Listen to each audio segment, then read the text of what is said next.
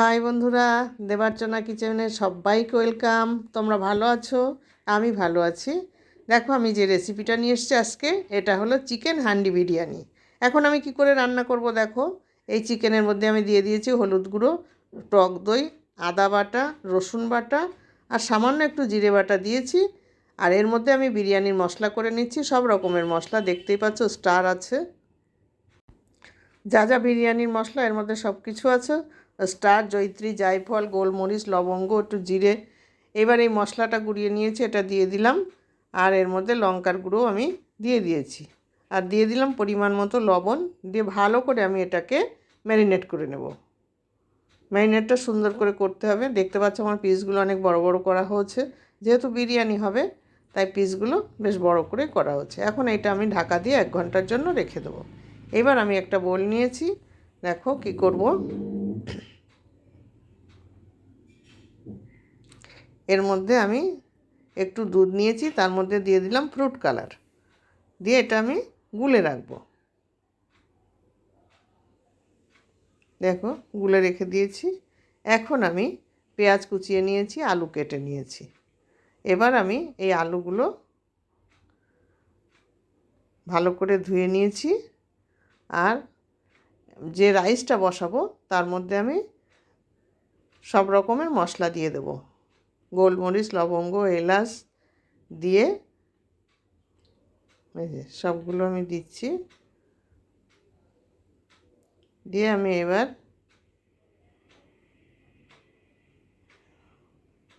মুখটা বন্ধ করে দিলাম।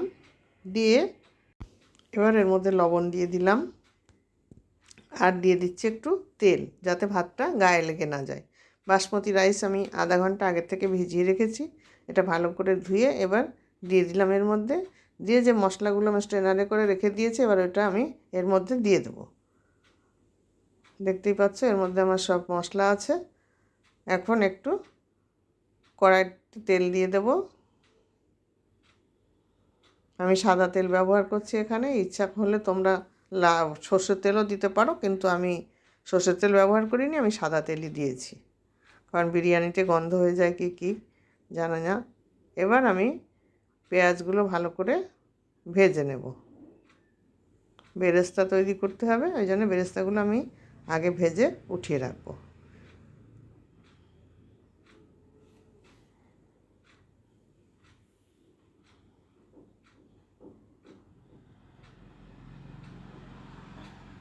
ভালো করে নাড়াচাড়া করতে হবে, যাতে বেরেস্তাগুলো পুড়ে না যায়। এদিকে আবার সুন্দর মুচমুচে হবে, সেইভাবে আমাকে করতে হবে।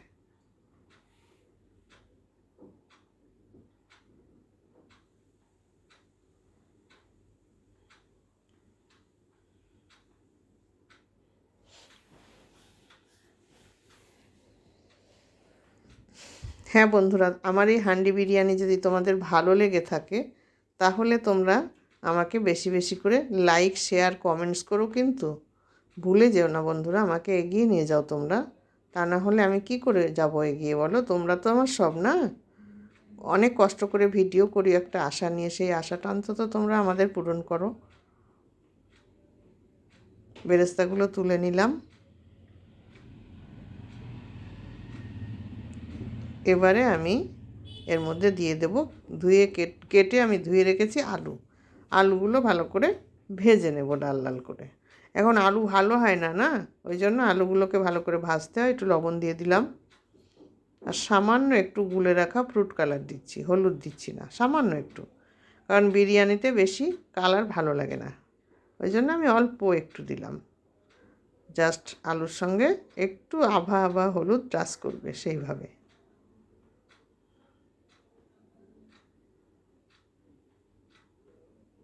ভালো করে হলুদগুলোকে মিশিয়ে দিচ্ছি আমি রঙটা।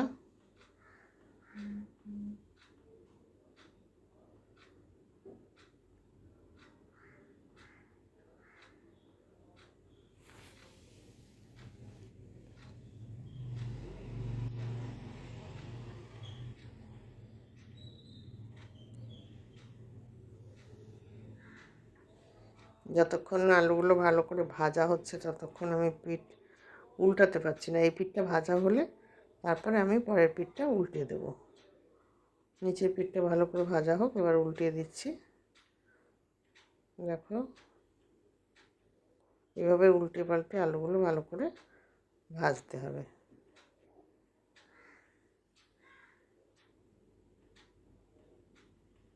আলুটা সিদ্ধ করে নিলেও হয়, কিন্তু আমি আর সিদ্ধ করিনি ইচ্ছা করে। ভাবছি ছোট করে চিড়ে দিয়েছি তো পেটের থেকে, আমি গোটা আলু দেইনি, ঠিক হয়ে যাবে ওই ভেবে আমি আর সিদ্ধ করলাম না আলাদা। সিদ্ধ করে দিলে একটু তাড়াতাড়ি হতো, কিন্তু আমি ইচ্ছা করে করিনি। ঠিকই হয়ে যাবে সিদ্ধ, ভালো করে ভাজা হলে। দেখো, ভালো করে ভাজা হয়ে গেছে আমার, দেখতেই পাচ্ছ। এখন আমি আলুগুলো তুলে নিচ্ছি।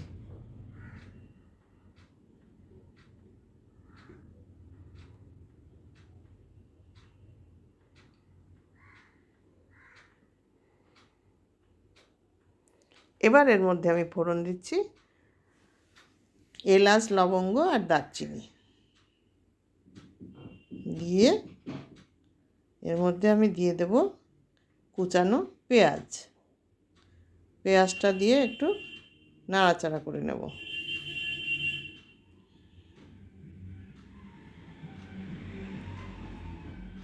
যেহেতু এটা চিকেন, এই জন্য আমি ম্যারিনেট করার সময় পেঁয়াজ কুচিটা ম্যারিনেটের মধ্যে দেইনি। যদি মাটন হতো তাহলে ম্যারিনেট করার সময় পেঁয়াজ কুচি দিয়ে দিলে হয়ে যেত, কিন্তু চিকেনের সময় ম্যারিনেট করতে গেলে পেঁয়াজ দিতে হবে না, পেঁয়াজটা ভেজে দিতে হবে, তবেই ঠিকঠাক হবে। তাই আমি এখন এটাকে ভালো করে ভেজে নিচ্ছি, তোমরা দেখতে থাকো।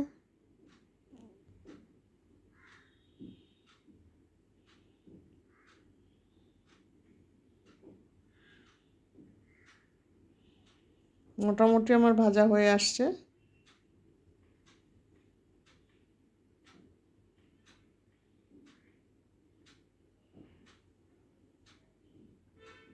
লাল লাল হয়ে গেছে প্রায়, আর বেশি খুব একটা টাইম লাগবে না।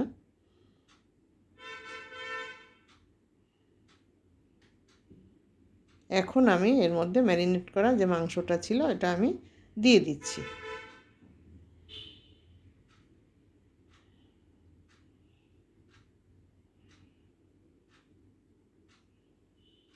এবার ভালো করে কষিয়ে নেব।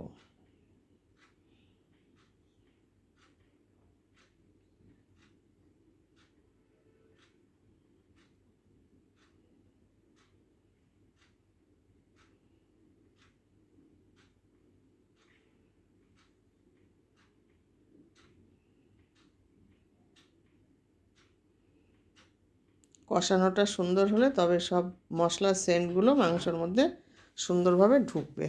এবার আলুগুলোও দিয়ে দিলাম বন্ধুরা। আলুটা এর সঙ্গে একটু সিদ্ধ হোক, নইলে যদি শক্ত থেকে যায়, ওই জন্য আমি আলুগুলো আবার এর সঙ্গে ঢেলে দিলাম, মাংসের সাথে একটু সিদ্ধ হোক।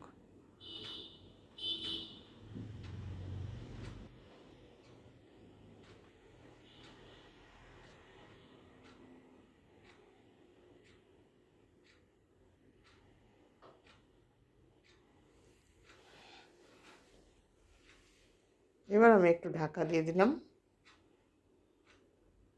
2-3 মিনিট পরে আবার ঢাকাটা খুললে তখন তোমরা আবার দেখতে পারবে। দেখতে থাকো, আমার ঢাকা দেওয়া রইল, আমি আবার ফিরে আসছি, তোমরা অপেক্ষায় থাকো।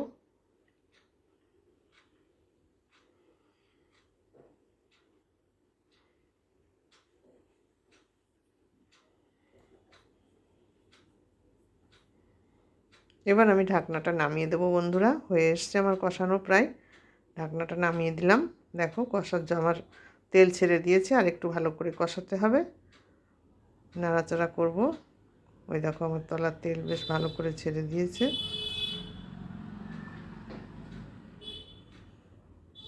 দেখতেই পাচ্ছ।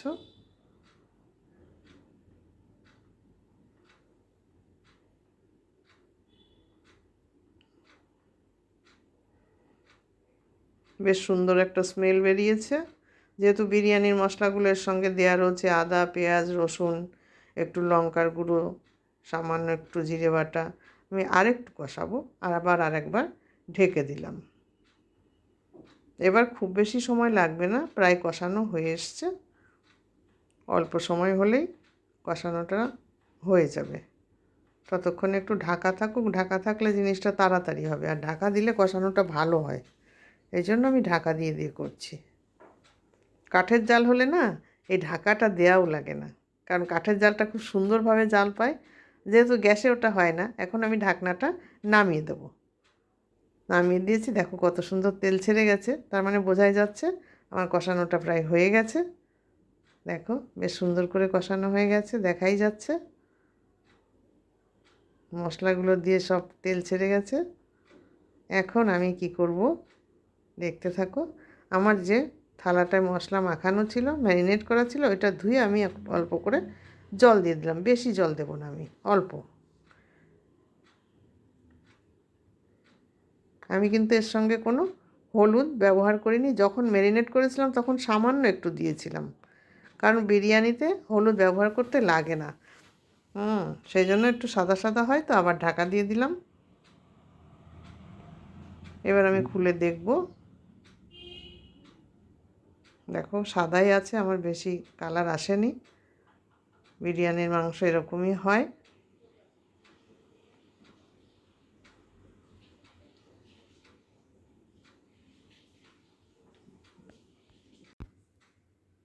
আমি একটু দেখব সিদ্ধ হয়েছে কি না, না হলে একটু প্রেশার কুকারে দেব, দিলে তাড়াতাড়ি সিদ্ধটা হয়ে যাবে। যেহেতু মাংসের পিসগুলো একটু বড় আছে তো, আর মাংসটা অনেক বড় ছিল, তার জন্য আমি দরকার হলে একটু প্রেশার কুকারে দেব। দেখে নিই, মনে হচ্ছে একটু প্রেশার কুকারে দিতেই লাগবে। ঠিক আছে, আমি প্রেশার কুকারে মাংসটা দিয়ে দিলাম। দেখো এবার সিটি পড়া পর্যন্ত আমাকে একটু অপেক্ষা করতে হবে। আমার মাংস সিটি পড়ুক, ওদিকে ততক্ষণে আমি আমার মাটির হাঁড়ির মধ্যে সুন্দর করে ঘি লাগিয়ে নিচ্ছি, যাতে আমার তলায় লেগে না যায়। এই জন্য চারিপাশে সুন্দর করে ঘি লাগিয়ে নিলাম। এখন আমার এটা দমে বসানোর কাজ। আমি প্রথমে ভাত দিয়ে দিলাম। ভাতটা আমি যখন নামিয়েছি তখন ওই 80% মতো আমি সিদ্ধ করেছিলাম, পুরোপুরি সিদ্ধ করলে হবে না। তলায় আমি প্রথমে একটা লেয়ার দিয়ে দিলাম। ওদিকে আমার মাংসের ঢাকনা সিটি হয়ে গেছে, ঢাকনাটাও আমি খুলে দিয়েছি, কারণ এখন আমাকে মেশাতে হবে।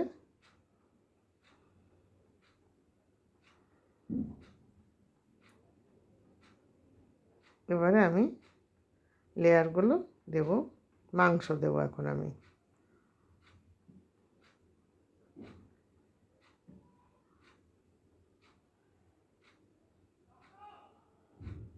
আগে একটু ঝোল আমি দিয়ে দিলাম অল্প করে।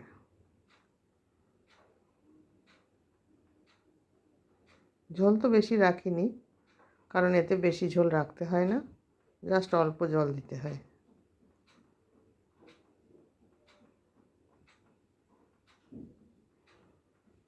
আমার হাঁড়িটা দেখতে পাচ্ছ কত সুন্দর, খুব শখের হাঁড়ি আমার। আমি অনেক দূর থেকে এই হাঁড়ি কিনে এনেছি, হাঁড়ি কড়াই ঢাকনা এই রান্না করার জন্য। যদি ভালো লাগে তোমাদের বন্ধুরা আমাকে জানাবে যে হ্যাঁ আমার হাঁড়ি তোমাদের ভালো লেগেছে। কড়াইতেও রান্না করে দেখিয়েছি, তোমরা নিশ্চয়ই দেখেছো, আবার দেখাবো আর একদিন।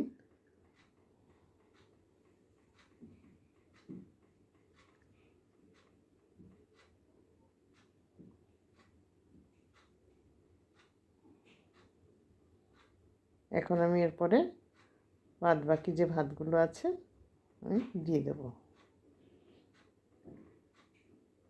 বেশি আমি চাল নেইনি, 1.5 কৌটো চাল নিয়েছিলাম, কারণ খাওয়ার লোকের অভাব, সেই জন্য আমি বেশি চাল নেইনি। এবার আমি এখন দিয়ে দিয়েছি সম্পূর্ণ ভাতটা। তারপরে কি করব দেখতে থাকো।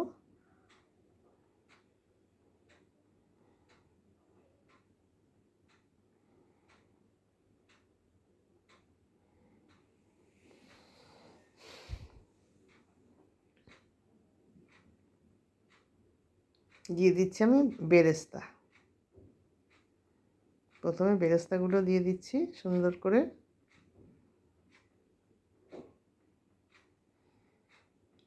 এবারে আমি যে কালারটা গুলে রেখেছিলাম, একটু কালার দিয়ে দিচ্ছি। আর এর মধ্যে দেব এখন আমি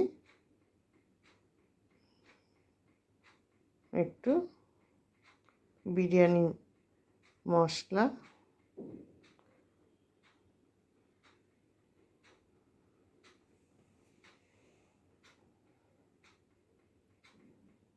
আর দিচ্ছি একটু কেওড়ার জল।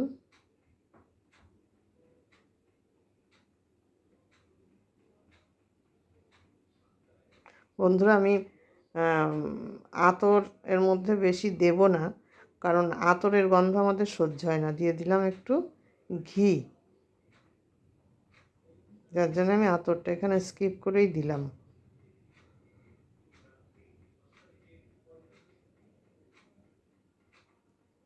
মোটামুটি আমার মেশানো হয়ে গেছে, দেখতেই পাচ্ছ।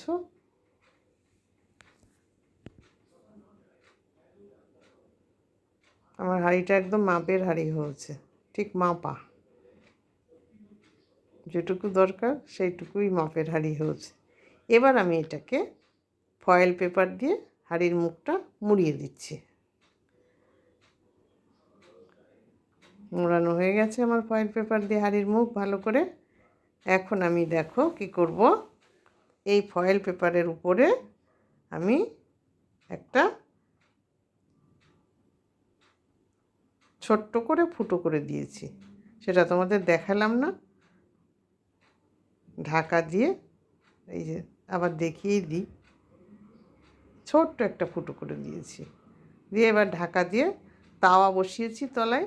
তাওয়ার ওপরে আমি এবার হাঁড়িটা বসিয়ে দিয়েছি। আমার এখানে আটা দিয়ে আটকানোর কোনো প্রয়োজন হলো না, যেহেতু আমি ফয়েল পেপার দিয়ে আটকে দিয়েছি, তাই আমার আটা লাগলো না। এবার আমি এখানে কম করে অন্তত 30 মিনিট আমি রেখে দেব, একদম লো ফ্লেমে বসিয়ে রেখে দেবো কম করে 30 মিনিট। এটা দমে বসবে। তারপরে আমি আবার এটা ঢাকনাটা খুলে তোমাদের দেখাবো, সেই জন্য আমাদের অপেক্ষা করতে হবে। বন্ধুরা, যদি আমার এই ভিডিওটা ভালো লাগে, আমার মেয়ে কি বলছে তোমরা শোনো। লাইক, শেয়ার আর বেশি বেশি করে সাবস্ক্রাইব করবে কিন্তু বন্ধুরা। শুনলে তোমরা আমার মেয়ে কি বলছে? তাহলে মেয়ের ছোট্ট মানুষ, ওর মনের আশা পূরণ করো তোমরা, আর আমার চ্যানেলটাকে এগিয়ে নিয়ে যেও। দেখো আমার হয়ে গেছে, কত সুন্দর ঝরঝরে হয়েছে, দেখতেই পাচ্ছ। দেখো ঢেলে দিয়েছি প্লেটের পরে। এখন আমার মেয়েকে আমি এটা খেতে দেব, মেয়ে খাবে। কি যে ভালো হয়েছিল বিরিয়ানিটা, বলার মতো না। আজ এখানে রাখছি, টাটা।